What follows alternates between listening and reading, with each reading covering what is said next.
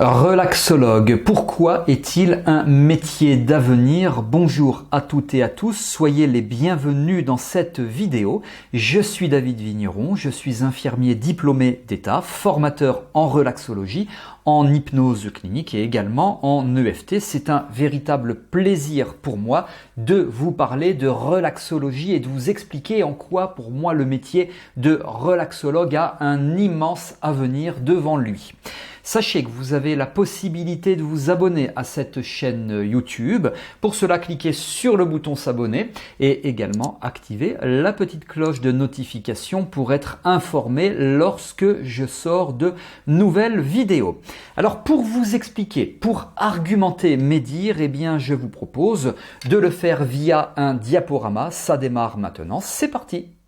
Voilà, donc j'enchaîne avec ce diaporama. Pourquoi relaxologue est-il un métier d'avenir? Pour commencer, je vais vous donner quelques chiffres qui vont me permettre d'argumenter mes propos. Le premier chiffre, il nous vient de l'Ipsos qui nous dit que 53% des moins de 34 ans se disent être stressés. Donc c'est plus de la moitié de la population française. Ce sont des chiffres français. J'imagine que dans d'autres pays, c'est globalement à peu près les mêmes chiffres que vous allez pouvoir retrouver. Vous verrez qu'il y a d'autres chiffres que je vais vous avancer dans quelques instants. Sachant que la population française, globalement, grosso modo, on est à peu près à 60 millions, 65 millions, même je crois maintenant, il y a plus de 30 millions de personnes juste en France qui se disent être stressées.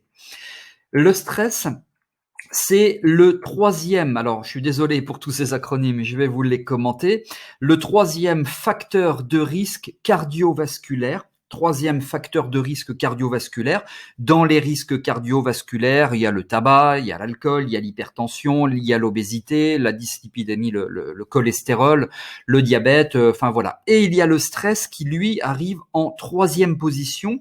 C'est pas moi qui avance ces chiffres-là, ce sont des chiffres qui viennent de la Fédération française de cardiologie. Donc, vous voyez que c'est pas n'importe qui avance ces chiffres. La Fédération française de cardiologie, donc c'est quand même assez éloquent, évocateur, ces chiffres-là. Je vais faire le lien par rapport et le parallèle avec ce que j'évoquais, donc par rapport au métier de relaxologue.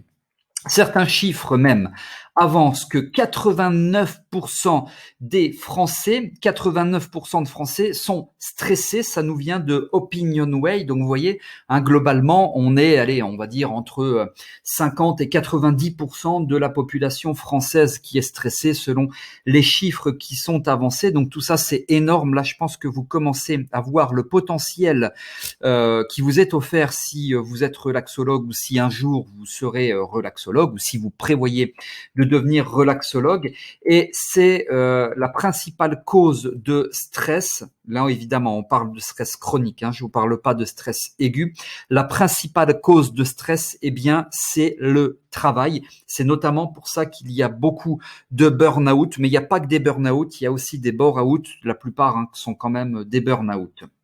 Alors le coût, si on parle un petit peu de finances, selon l'INRS, eh bien c'est environ 1,6 milliard d'euros en France et par an, de par toutes les conséquences que ça va générer en termes d'hospitalisation, en termes de traitements médicamenteux, en termes de soins notamment éventuellement psychiatriques, thérapeutiques ou autres, en termes d'arrêt de travail, en termes de maladies professionnelles, etc. 1,6 milliard d'euros en France et par an.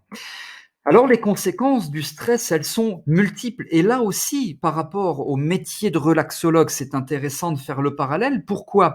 Parce que il n'y a pas que le stress a de multiples conséquences. Donc, le relaxologue ne reçoit pas que des gens qui sont stressés. Il va recevoir éventuellement des gens qui ont des problèmes de santé liés ayant pour cause le stress. Bon, c'est pas forcément son créneau, en quelque sorte, la santé, mais voilà. Bon, des problèmes, des conséquences également au niveau des finances. C'est pas forcément son créneau non plus. Au niveau de la confiance en soi, là, c'est le créneau du relaxologue.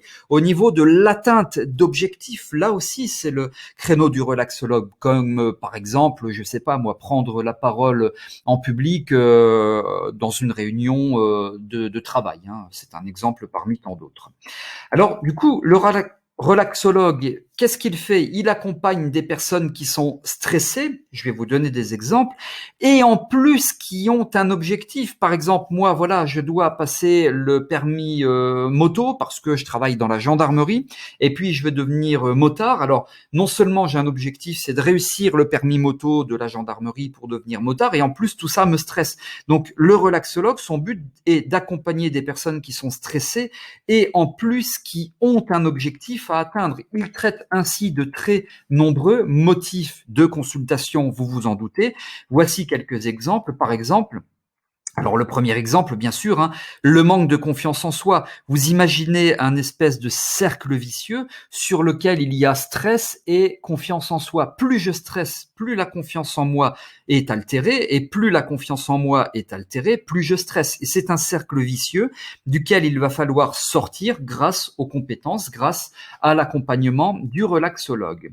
Alors, le relaxologue accompagne bien sûr tout ce qui est stress, tout ce qui est angoisse, tout ce qui est anxiété, pardon, également tout ce qui est burn-out, il y en a énormément, donc potentiel énorme pour le relaxologue. Tout ce qui est prise de parole en public, hein, évidemment, stress, prise de parole en public, c'est intimement lié, vous le savez bien. Troubles du sommeil, qui sont une des conséquences du stress, insomnie, troubles du sommeil, préparation d'examen, permis de conduire ou autre, hein, prise de parole en public, un oral pour un concours quelconque, etc., etc., etc. Vous voyez que les motifs de consultation, sont nombreux. J'aurais pu faire comme cela 50 diapos. Bon, je vais vous épargner tous les détails, hein. On va pas faire une vidéo de 2 heures, mais vous avez compris que les motifs de consultation que le relaxologue va être amené à traiter sont extrêmement nombreux, et tous ces motifs de consultation touchent la plupart des personnes.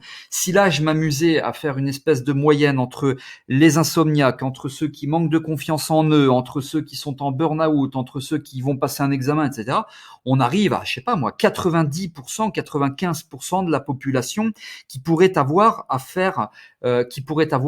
recours à un relaxologue, hein. Donc c'est absolument énorme. Le potentiel d'un relaxologue est absolument gigantesque. Moi, des personnes qui sont relaxologues et qui ne travaillent pas ou qui ne travaillent peu, je ne comprends pas, hein. Il y a quelque chose qui ne va pas quelque part. Bon, là, c'est un autre problème, mais au regard de tout cela, vous voyez que le potentiel est gigantesque. Et donc, le relaxologue est capable d'intervenir sur le stress, sur la confiance en soi, sur la préparation à un examen, sur des troubles de la mémorisation dans un contexte de préparation à un examen aussi, etc., etc. Et donc, il a très largement de quoi faire, ce relaxologue, que ce soit dans le milieu du travail, que ce soit pour des particuliers. Donc si par exemple vous projetez, ou si c'est déjà le cas, d'ouvrir un cabinet de consultation, d'accompagnement, donc notamment entre autres en tant que relaxologue, au niveau des associations, etc. Alors moi j'ai créé une formation en ligne, hein, de relaxologue qui fonctionne très bien. J'ai eu de très bons retours, hein, de cette formation. Et j'explique, il y a un des modules dans lequel j'explique comment vous faire connaître, alors les associations, les particuliers, les milieux du travail, les milieux scolaires, les MJC, etc. Donc je donne plein d'infos sur ça. Donc c'est impossible de ne pas beaucoup travailler quand on est relaxologue parce que le potentiel est énorme, le potentiel est gigantesque. Alors de plus, tout le monde ne cherche pas forcément un thérapeute. Vous allez me dire, oui, mais moi je suis hypnothérapeute, donc je fais forcément de la thérapie, je suis sophrothérapeute, je fais forcément de la thérapie, je suis praticien en PNL, en EFT, je fais forcément de la thérapie. Eh ben oui, mais c'est bien aussi de parfois ne pas faire de la thérapie parce que tout le monde ne cherche pas forcément un thérapeute. Exemple, moi, quand j'étais en fin de 3e année à l'école d'infirmière, qu'est-ce qui s'est passé? J'ai eu un échec, j'ai eu 8,5 sur 20. J'en parle en long, en large et en travers, hein, de cela dans cette formation de relaxologue en ligne dont je vous parlais. 8,5 sur 20, et puis ça a été très compliqué parce que j'avais d'autres examens qui suivaient dans les mois suivants, et je me suis dit, il faut que je m'en sorte, quoi. J'étais extrêmement stressé, et puis il y avait une altération, j'utilise un terme fort, mais majeur, de la confiance en moi, de l'estime de moi, de soi, et donc je me suis dit, il faut que je fasse quelque chose. Donc je suis allé voir un infirmier qui était relaxologue, qui m'a proposé de la visualisation des tas de choses, hein, tout ce que l'on voit également dans cette formation de relaxologue. Il m'a très bien accompagné. L'examen ultime, le diplôme d'État, j'ai eu 56 sur 60, parce que le diplôme d'État, c'était sur 60, grâce à l'accompagnement de ce relaxologue, de cet infirmier. Et donc, ça a merveilleusement bien fonctionné. Et moi, je ne suis pas allé voir un thérapeute. Hein. J'ai pas fait de la psychanalyse, j'ai pas fait de la thérapie, j'ai pas fait de l'hypnothérapie. Simplement, j'avais besoin qu'on m'explique comment gérer mon stress, comment me détendre, comment me relaxer et donc comment optimiser la confiance en moi, et ce qui fait tout à fait partie des compétences d'un relaxologue, et ça a très très bien fonctionné, tant mieux puisque j'ai eu mon diplôme d'État. Voilà. Alors, si vous voulez en savoir un petit peu plus sur la formation de relaxologue en ligne dont je vous parlais il y a quelques instants, vous avez tous les détails, toutes les informations, le programme qui figure en dessous dans la description de cette vidéo. Sachez également que vous pouvez partager cette vidéo, vous pouvez également liker, n'hésitez pas. Et pour finir, je vous diffuse un témoignage, là, dans la continuité de cette vidéo, d'une personne qui a suivi ma formation en ligne de relaxologue. Ça démarre, c'est maintenant. Je vous dis à très bientôt. Je suis plus que satisfaite de cette formation. Cette formation, elle est en ligne, mais c'est comme si j'y étais. C'est une formation où il y a énormément de contenu, énormément d'informations, d'exemples, et qu'on peut très rapidement utiliser. D'ailleurs, j'ai pu mettre en pratique tout de suite les outils qui ont été transmis lors de cette formation. À la base, je suis sophrologue et c'est vrai que j'ai un petit peu hésité avant de m'inscrire.